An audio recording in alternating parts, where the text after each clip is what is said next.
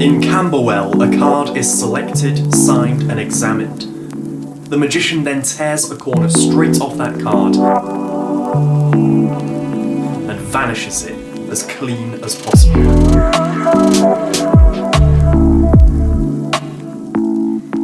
The very same piece of card can then be found in an impossible location, and not only do the tears line up perfectly, but so does the signature.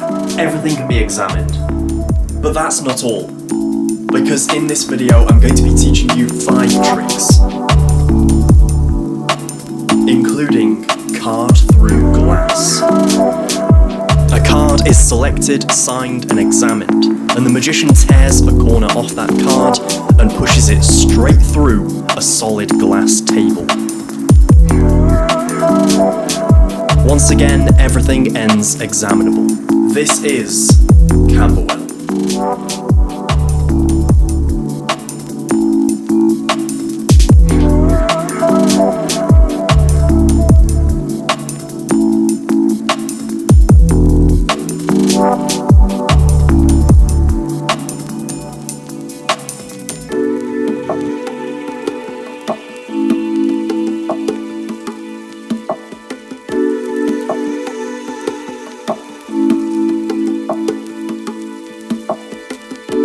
Hello guys, welcome back to another tutorial video. My name is Cavan and today is a Christmas treat. This is a big tutorial and this is a trick I never thought I would actually teach on YouTube. In this video I'm going to be telling you all about the trick called Camberwell, and in Camberwell you tear a piece of card and vanish it as if it was never there. And that very same corner can reappear wherever you like. There are loads of tricks you can do with this, and in this video I'm going to be teaching you 5 tricks. That's right, 5 tricks that can be done with this principle, plus all of the subtleties, including things that I didn't put in the product when I sold this as a trick. I used to sell this, and today I'm going to be giving it away. I would love to see what you guys come up with this. So yeah, consider this an introduction to Camberwell, but take this and run with it. Honestly, there's so many possibilities. Before we get into teaching the trick though, and I know that's what you're all waiting for, I do need to say that this video is quite a long one, so pour yourself a cup of tea, sit down, settle in, or strap yourselves in rather, and we'll just uncover everything there is to do about this trick. There's a big difference between knowing how a trick is done and being able to do that trick perfectly, and in this video I'm going to try and focus on the latter. So yeah, this is a big one, this is Camberwell, let's go.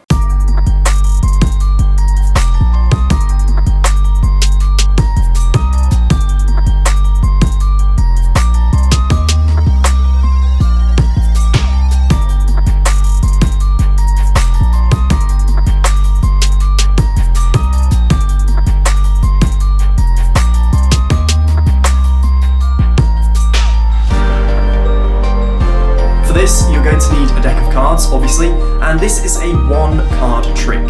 So at the beginning I said you can have a card selected and signed and examined, and all of that is sort of the pre-bit to the actual trick.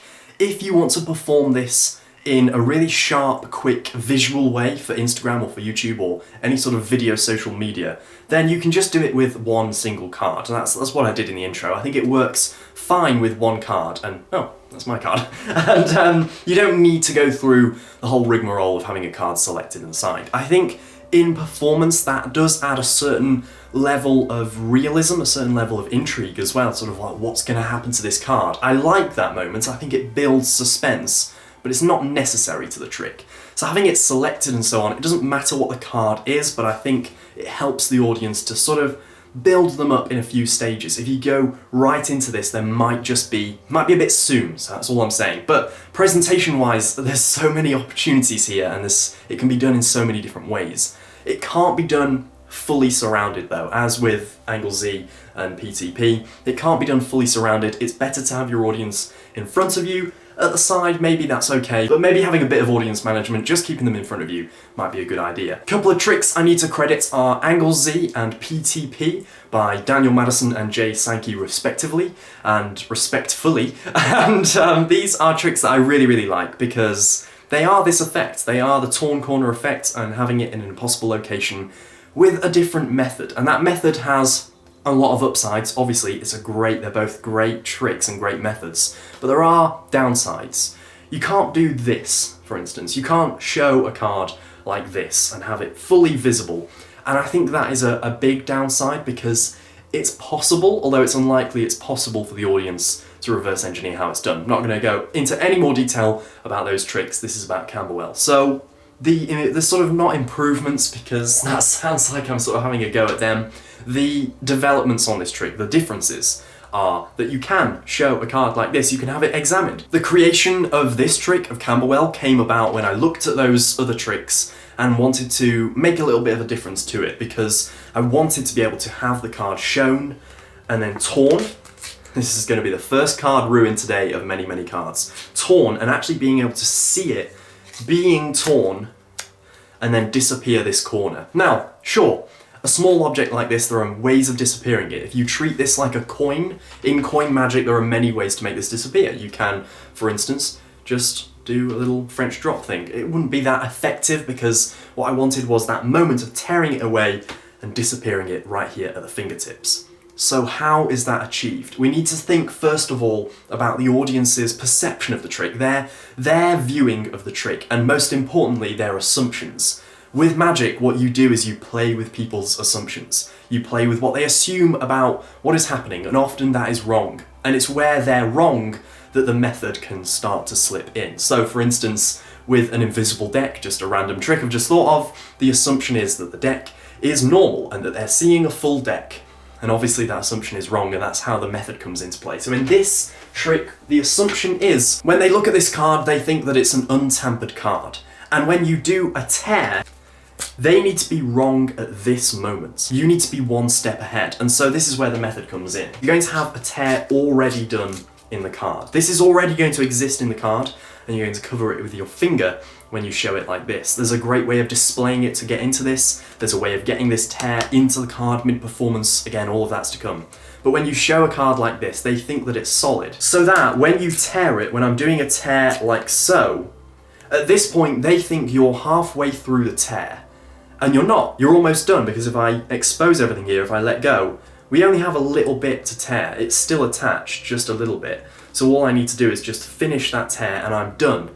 And to the audience, they think I'm about halfway. They still think I've got to tear this way to complete the corner. So that is where their assumptions are wrong.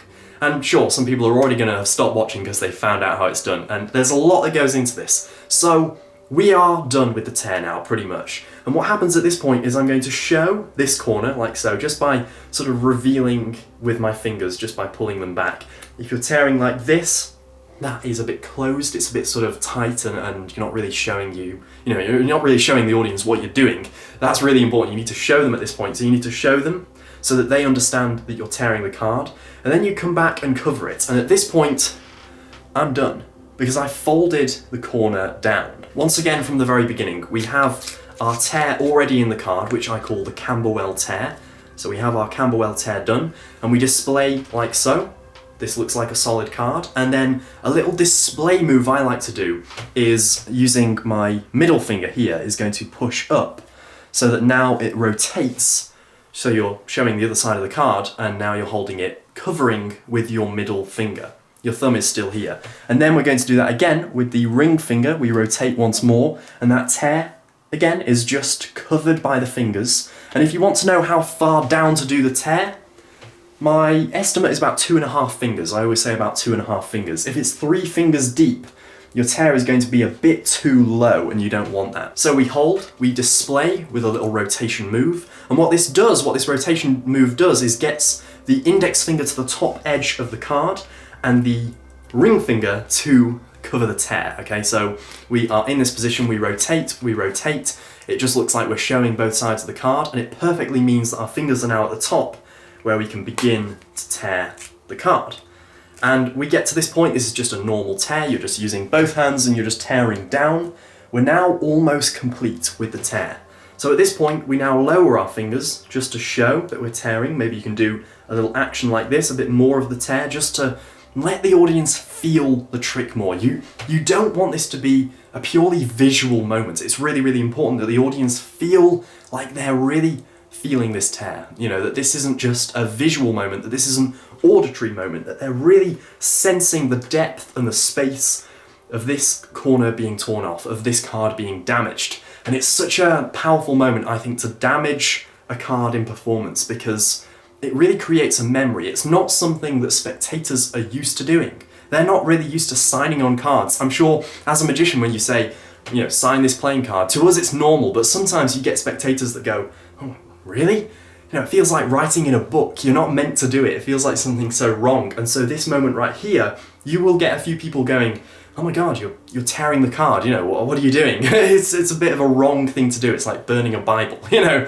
Obviously it's not, because we go through lots of playing cards. But I think this is a really important moment. So you show, and at this point you go to cover. Now, you need to think about what you're doing at this point. And what you're doing is finishing the tear. You're about to complete the tear. So we really need to act like that. We really need to act like that's what's happening. So we show, we cover, and at this point, our thumb folds down. And this is in the action of us apparently gripping this corner. The thumb folds down, and then we begin to fake a tear, like so. That is all completely fake. There's nothing here. The corner is actually being folded behind the card. But this moment of miming is really, really important. Now sure, mime is important in magic. Sometimes we need to mime objects that aren't there, like when we, you know, vanish a coin and it's not really in our hand, but we need to pretend it, and that's a part of magic I love. So what I like to do is really believe that I have a corner in my hand. So I do this. Now this is a tiny little action where I'm just rolling my thumb, like so. I'm just rolling my thumb in my hand, but it really feels like that's what I would do if I'd torn a corner off for real. I just sort of move the corner a little bit. I don't overdo it. Obviously I'm repeating for the tutorial, but I just do one little thing like that, and I'm looking here. My eyes are here, my whole focus is here. This is now irrelevant, really. As far as the trick goes, this is actually quite irrelevant. We've torn it off. The trick is about the corner. The trick is not really about the card. So we focus on the corner, and we make it vanish. And at this point I like to do this. And what I'm doing here is I've not fully torn the corner off. It's hanging on by a few little fibres of card. Sometimes that won't happen. Sometimes you will find that the corner is, you know, completely torn away anyway, but in this case it's hanging on by a few fibres. So I'm okay to do this. And what a vanish that is. Your whole hand here is completely empty. Your whole hand here is completely empty. I sort of do a little rocking motion. I'm not turning this over, obviously, but you can go quite sort of flat on like that. You know, obviously not on the edge, don't be, you know, pushing it too far. And you're not sort of turning or anything like that, but it just shows there's nothing here. And at this point, we need to move on to the next phase of the trick, which is obviously retrieving the corner. Now, the corner is on the back of the card. It's stuck ever so slightly on the back of the card. So at this point, once I've done that moment, I relax a little bit, my hands can come down to the card, and all I do now with my thumb is just pull the corner away. So I've just pulled it away. And it's really important at this point to note that the corner itself, the width and the length of it are actually quite important. It's not just, you know, wherever feels natural. Obviously we know that this tear needs to be 2.5 fingers down from the top, roughly. Obviously it changes a little bit each time. But also the width of the piece here needs to be less than half of the card. If you're too far over this side when you tear down on the edge, then you're going to expose this corner. It needs to be a corner that can fit behind that section of card. So this needs to be wider so that this can hide behind it. Hopefully that makes sense. And now all we do is we finger palm this, and this isn't a big moment. This is such a nothing moment. A vanish has just happened, and some people will think that that's the end of the trick, that it's done, that we're over. You know, he's made something disappear. That's a great piece of magic. They don't know what's coming. Some of them might, so you don't need to let your defenses down too much, but it's certainly not a big moment when you pull this into finger palm like so. And all I'm doing here is just gripping it between my knuckles and the rest of my hand, my sort of palm here. And once that's in finger palm, possibilities are endless. We'll get onto some tricks that you can do once this is in finger palm, and there are even some variations where this isn't in finger palm. You actually keep the corner in a different place, but we'll cover that later. And there we have the basic vanish, the basic moment, the basic vanish, and the load into the finger palm. That is Camberwell, and I'm sure that some people will stop watching this video here, which is fine by me, but make sure to click the thumbs up button if you are going to leave here. And yeah, we'll get on to teaching some more subtleties, some more different variations. There's a lot to unpack, so yeah, although that is the basic Camberwell vanish explained and done, it's not over yet. We've got to teach some great effects, including corner through glass. Corner through glass might be my favourite version because I don't do it all that often. Obviously you need like a glass table or a window or something like that, so it's not always possible to do, but I always do it when I can. We're going to start, however, with corner to mouth. And this is a great sort of standalone piece. You don't need any of the props, you don't need the rest of the deck or a box or anything else, it's just with you, and it's such a sort of brief little teleportation thing. The vanish happens here and then suddenly it's in your mouth. It's like, how's that happened? And yeah, it's a great little thing. It's the thing I demonstrated on Instagram at the beginning. So this is corner to mouth.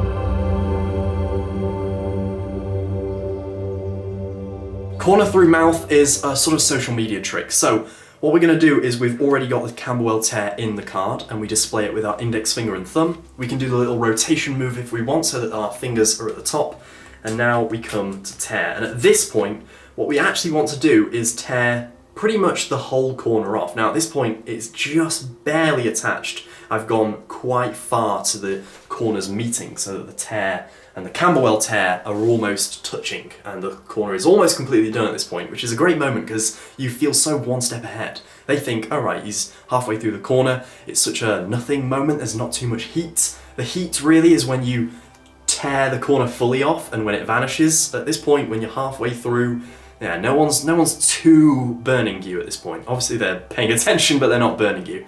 So you show, you do the whole thing, the whole process still. Your thumb comes across, it folds down, like so. And at this point, I pull with my other thumb so that the corner is completely gone off. Then I do the rest of the mime, like so the corner is off.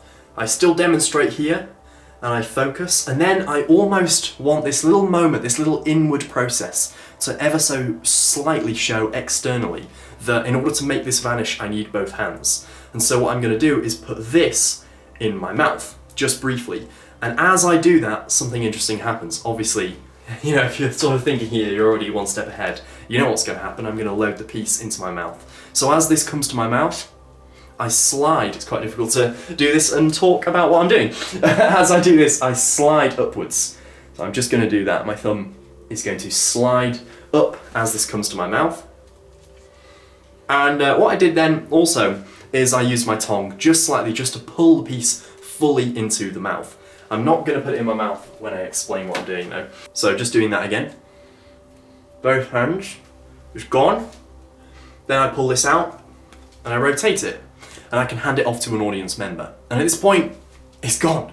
It has gone. And I make sure to wait just a couple of beats so that it feels like the card wasn't in my mouth when it vanished. Now, obviously it was, but you need to shift your audience's memory of what happened here. It's surprising just how people don't sort of catch what's happening here, even though it's literally been in your mouth. When it reappears in your mouth, that is a moment, that's a really startling moment because it was just here. Yeah, it's a great moment. They've seen it separate, they see it vanish, and it's in your mouth. And at this point, obviously, this is just a simple case of it being on your tongue, revealing it, and then matching everything together. Works really well on social media because you're not talking, and it's a good silent piece of magic that you can do to music or whatever. So there we have corner to mouth. Okay, now we're going to talk about corner to box, which is a variation where they hold onto a box from the beginning, from the very beginning, before a card is even selected. You have a card selected, signed, examined, all of that, corner is torn off. It disappears, obviously, as you're probably expecting. This video, a lot of corners are disappearing. And they open the box and they tip out what's inside, and it is a corner of card. You take it and it matches perfectly.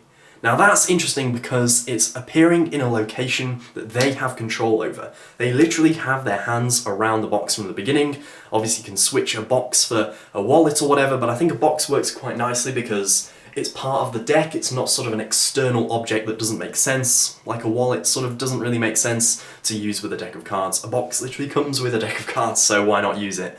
And obviously it's quite easy to tip out from a box. And they have this corner in their hand, maybe for only a second, and the really important thing to do, although obviously I can demonstrate all of the moves and whatever, there's only really one move, and that's a switch. Because the corner they tip out of the box isn't going to be the corner that matches up. This is one of those rare occasions in Camberwell where a switch is necessary. It can't be the corner that you've actually torn off. We're not actually magic as much as we would like to be. So the corner they tip out is a double backer. And what that means is, no matter how they tip it out, or why they tip it out, or who they tip it out, the corner they tip out of the box, therefore, will be a double backer. For this explanation, we'll just use a normal corner. So this goes into the box, imagining this is a double backer. Our setup is quite easy. We just tear a corner off a card and place it into a box. And a nice little subtlety I like to do, again, this is such a tiny detail and I think it makes no difference, but just for my own sake, when I tear a corner off a double backer and put it in a box, I always make sure that I do a Camberwell tear. So I do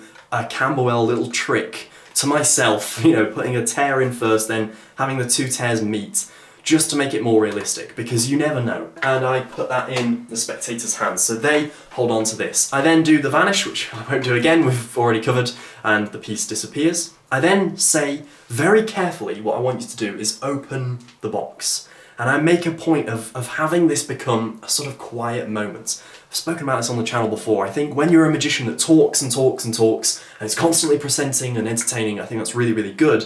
But every so often there should be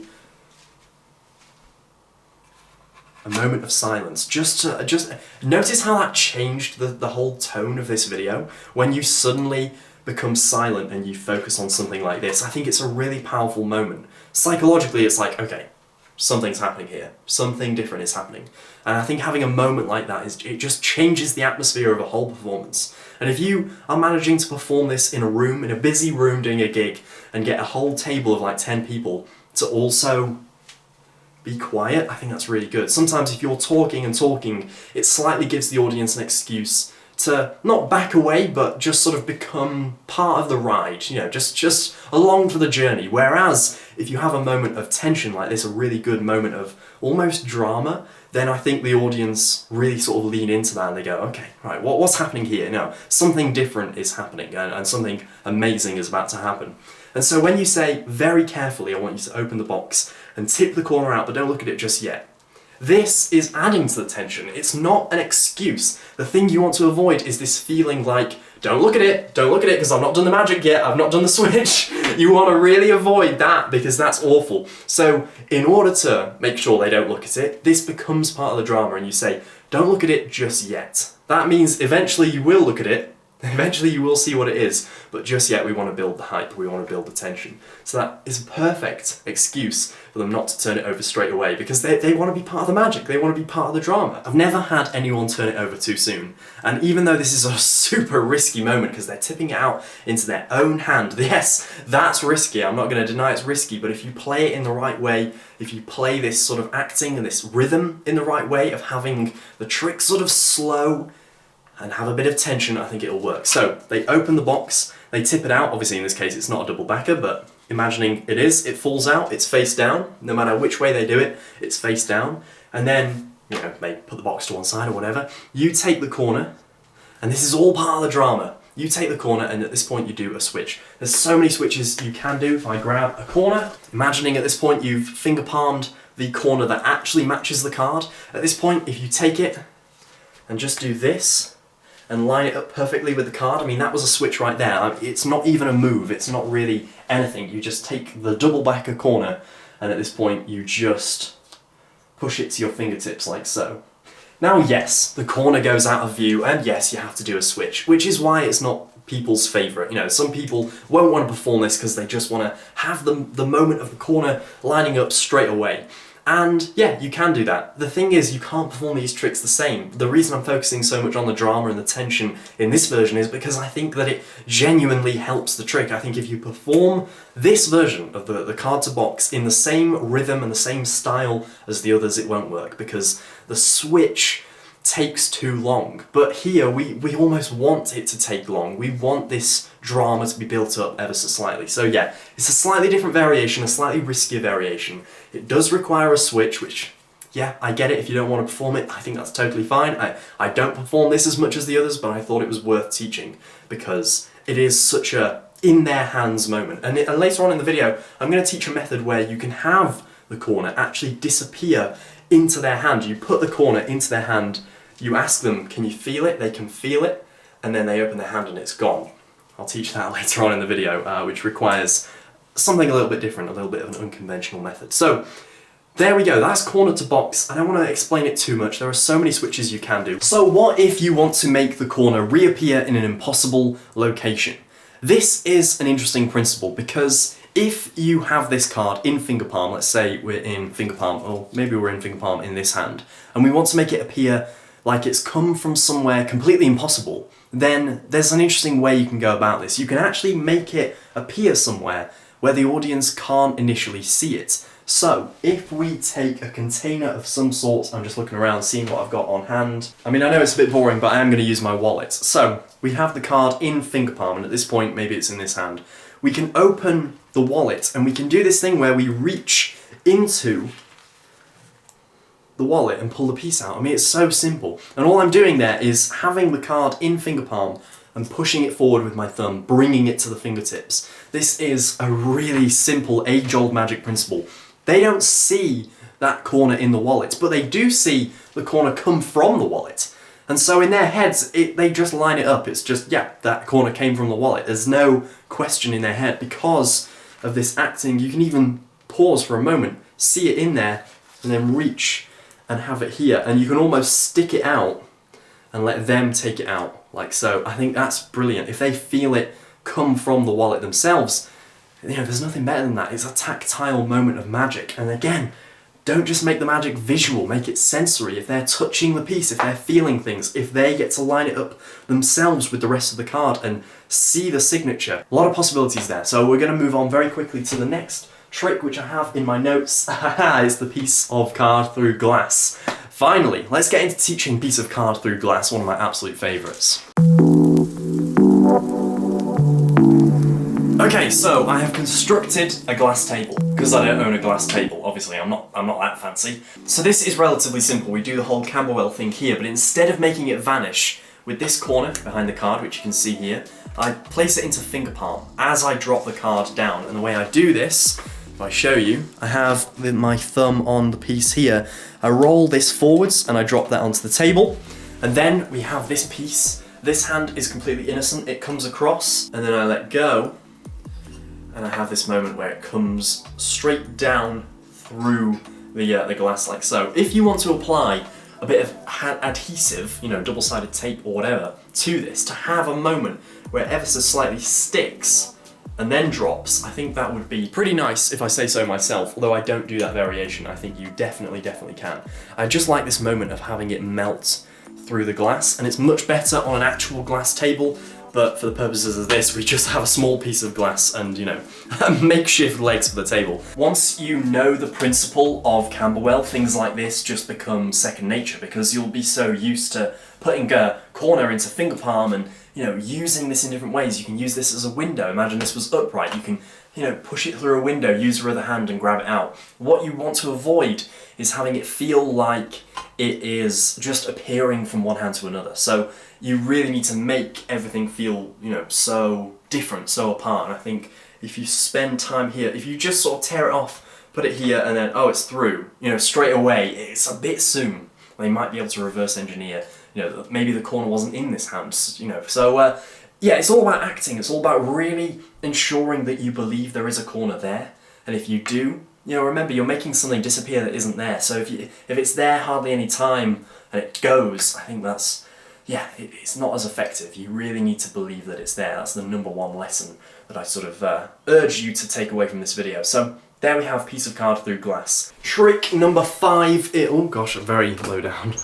Alright, so trick number 5, numero 5, is a really powerful one and something that I've done a couple of times.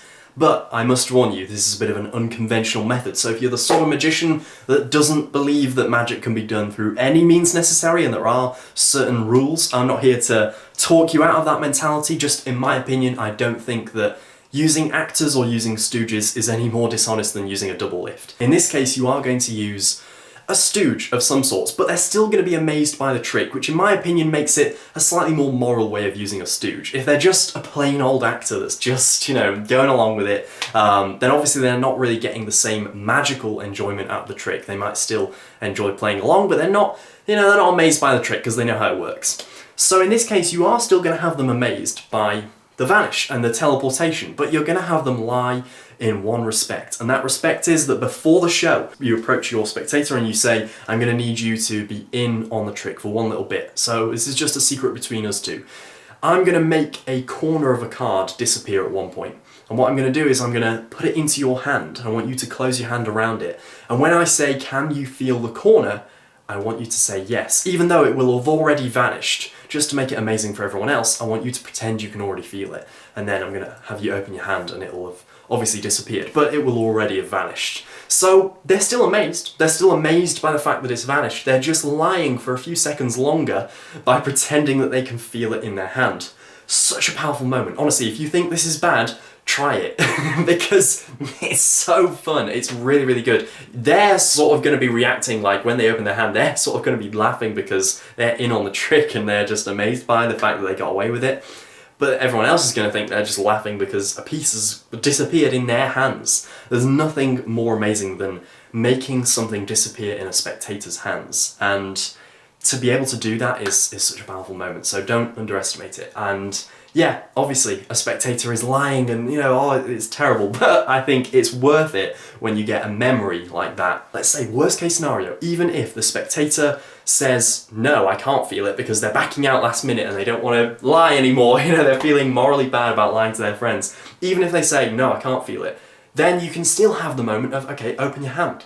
Yeah, it's gone.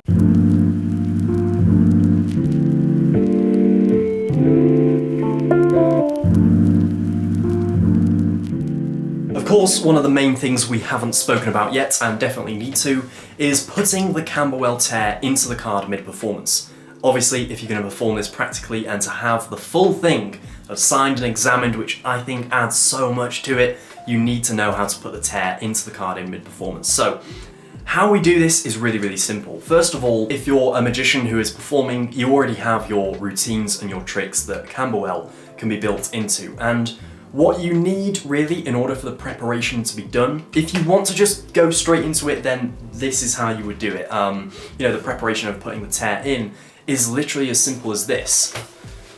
You know, I just did it then, just on an offbeat moment, just leaning back, just, you know, the trick has ended, the trick that you've just finished has ended, and you put a tear in, and then you can carry on. This is really, really effective because what it means is you can already have done some tricks that require a signed card. So you have a card selected and signed, and then you do some other tricks, and at the finale of one of those tricks, you just lean back and you put a tear in. And remember, this is just a small tear. It's not like you're tearing the card in half. You're not burning it or anything dramatic. It really is just that. It's just putting a tear in. So it's just a, you know, it doesn't require much effort is what I'm trying to say. So it really isn't a big moment. It's nothing to worry about. And if you think that you're going to get caught doing this, then try it. At the end of one of your tricks, just try putting a small tear, you know, like this, into a card at the end of a trick and see who notices. No one's going to notice. You're just doing that, so really it can be done on an offbeat moment and no one will notice. And then straight away, you know, you're proving that the card is already solid by doing the little rotation and the display. They're not going to see it, trust me, they're just not. So anyway, if you want to have the tear done in a slightly more secret way, there is a way of doing it. And let's imagine we want to put a Camberwell tear in the 3 of clubs. It's on the bottom of the deck. So the fingers overhang slightly on the deck and they come down and they contact that bottom card. And at this point the middle knuckle is on the edge of the deck, the top short edge of the deck. And these fingers coming down mean that when your other hand comes across, the action that's going to rip the card is this. So these are pressing down and this is going to pull this way.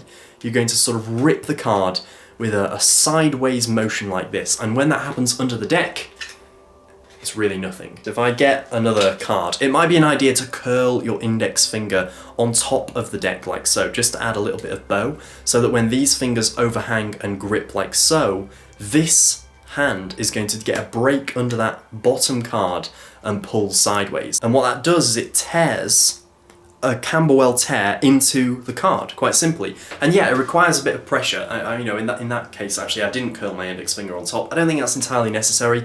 I think the more overhang you give it, sort of, the better grip on the card, the better. So you go sideways like so, and I need to do just a little bit more of the tear. And there we have a Camberwell torn even, card. And yeah, it's quite simple. From there, you can do the whole trick. Of course, you're not quite in control of it, so the main downside of doing the tear underneath the deck is that you're not quite in control. It's a little bit, you know, finicky trying to do it with both hands under the deck. So what I would recommend is actually the first method. Although I have done the second method, and I still do sometimes if I find myself with a card on the bottom and just sort of the situation feels right, I think, oh, I can go into Camberwell here, you know, I'll do it like that. If there's just a little bit too much heat, then I can just do it under the bottom of the deck, and it's quite secret. It does tend to end up with a more jagged Camberwell tear. That is something I would warn you about. So if you want a more clean one and the offbeat moment is right, go for the offbeat method. The bottom of the deck method is definitely a fallback option. I do it often, but I do the first method a lot more, of just, on a relaxed moment, tearing it, and we're in. And then I go, actually, I can show you one more thing with your card.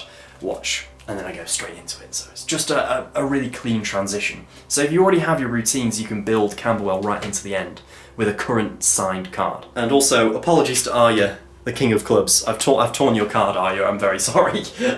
So there we have the tear method, putting the tear in the middle of performance. Such a key skill, and really there's no technique to it, you just do it when no one's paying attention. And obviously with that comes a lot of practice. You know, when you're a magician, when you're performing, you need to understand offbeat moments, you need to understand the sort of different types of misdirection. And offbeat tends to happen quite naturally at the end of a trick. When there's been a revelation, let's say you're doing, you know, ambitious card, which I don't like, but let's say, you know, the card is on top of the deck, there we go, you lean back, your whole body language is suggesting the trick is over, and at that point you can just go for it, and no one will notice. So there we go, that's a very simple offbeat little moment to get your Camberwell tear in. This has been Camberwell, the idea of tearing a corner off a card, having it vanish and reappear wherever you want, or even having it, you know, push through solid objects. So many possibilities. And if you want to perform this and you want to share it on Instagram, make sure to tag me at CavGuyB so I can see it and I can share it with everyone else, because I'm looking forward to seeing what you guys do with this. And I think that is everything. If you enjoyed this video, make sure to subscribe to the channel, like the video, all of that stuff really helps me out, and you can join this growing community. If you enjoy tutorials from me, I know some of you like to come back and watch the tutorials, but then you don't subscribe. So if you find yourself watching my videos quite often, feel free to subscribe and they'll be in your sub box. There's a lot of exciting tutorials to come as well, so you don't want to miss those. Thanks for watching, and I'll catch you in the next one.